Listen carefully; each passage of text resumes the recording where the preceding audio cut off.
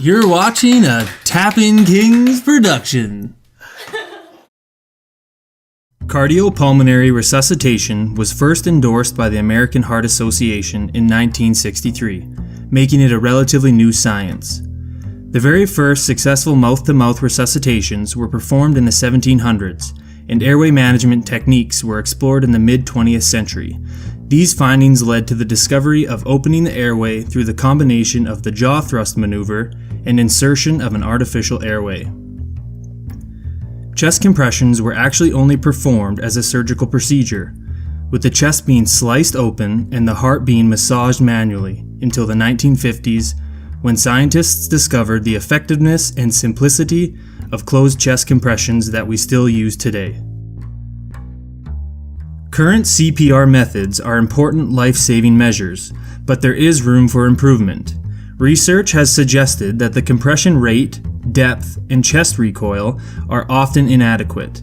This means that the person performing CPR is getting less than the 100 compressions per minute, not pushing far enough down on the chest, and not allowing the chest to bounce back after pushing it down. When these inadequacies occur, the patient is less likely to survive.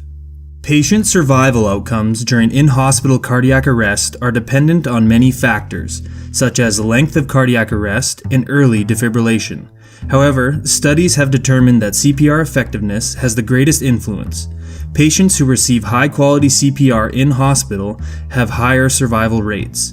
The question stands then, does the use of CPR feedback devices by nurses in a hospital setting improve CPR effectiveness?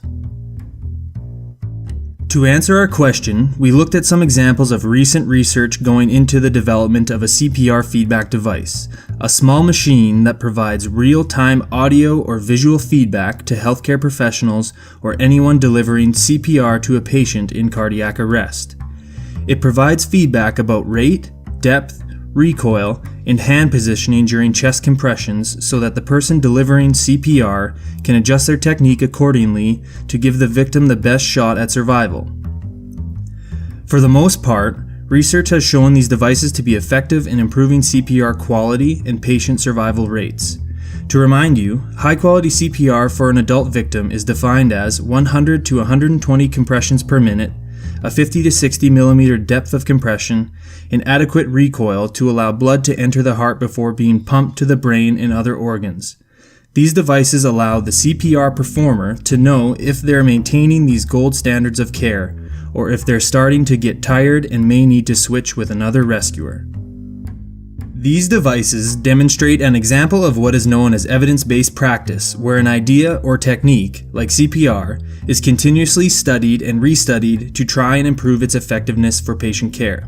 As these devices are still being newly developed and studied, the responsible healthcare practitioner would keep up to date about what the research is saying about how it can and will impact their practice. There is still lots of room for more studies about improving CPR effectiveness with the use of new technologies like these devices.